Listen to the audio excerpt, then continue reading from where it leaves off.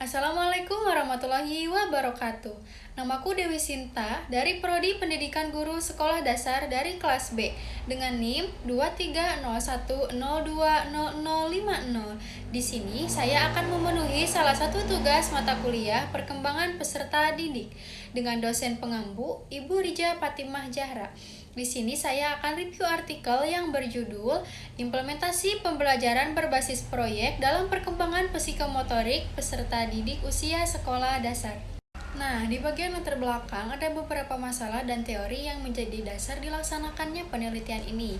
Yang pertama, guru kurang memperhatikan aspek psikomotorik peserta didik, hanya sebatas pada saat pembelajaran praktik.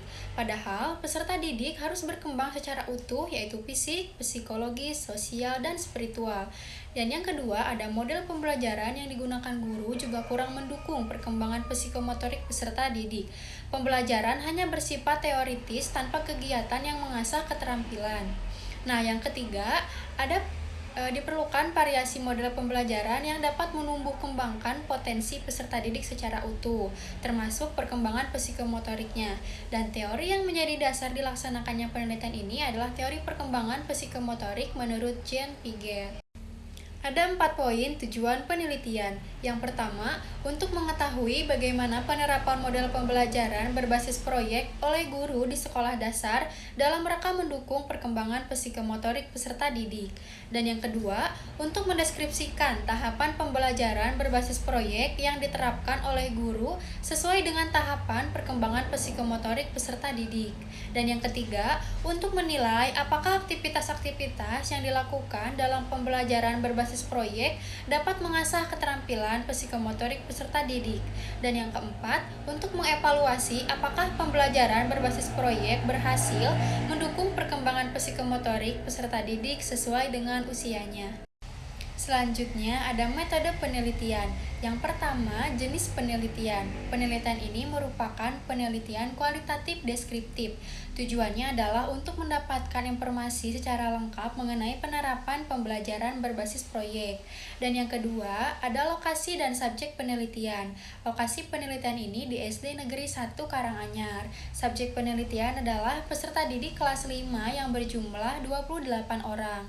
Yang ketiga, ada teknik pengumpulan data, ada teknik wawancara untuk mendapatkan informasi langsung dari guru dan juga siswa, dan juga ada teknik observasi untuk melihat proses pembelajaran berbasis proyek di kelas, dan juga ada teknik dokumentasi untuk mendukung data hasil wawancara dan juga observasinya. Yang keempat, ada instrumen penelitian, pedoman wawancara dan observasi untuk pengumpulan data primer.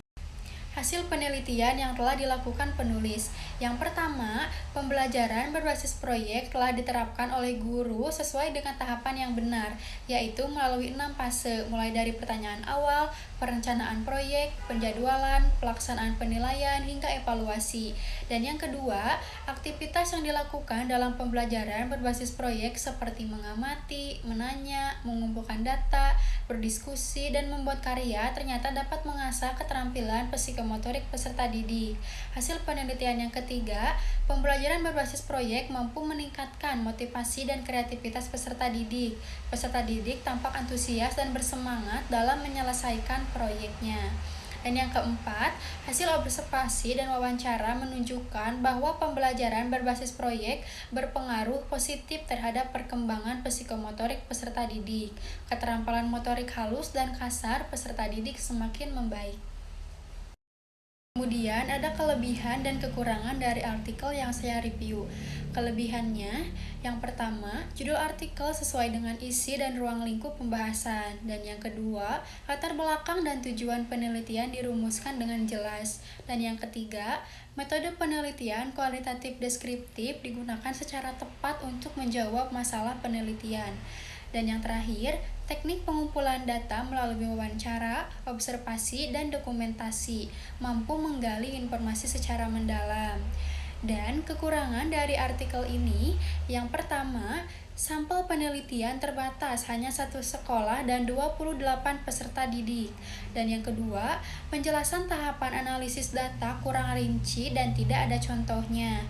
Dan yang ketiga, Pembahasan hasil analisis kurang mendalam dan hanya menyajikan kesimpulannya saja.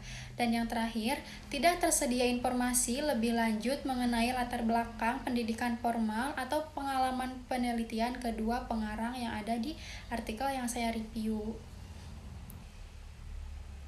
Baik, sekian tugas review artikel dari saya. Mohon maaf bila ada kekurangan. Wabillahi taufiq walhidayah. Wassalamualaikum warahmatullahi wabarakatuh. Terima kasih.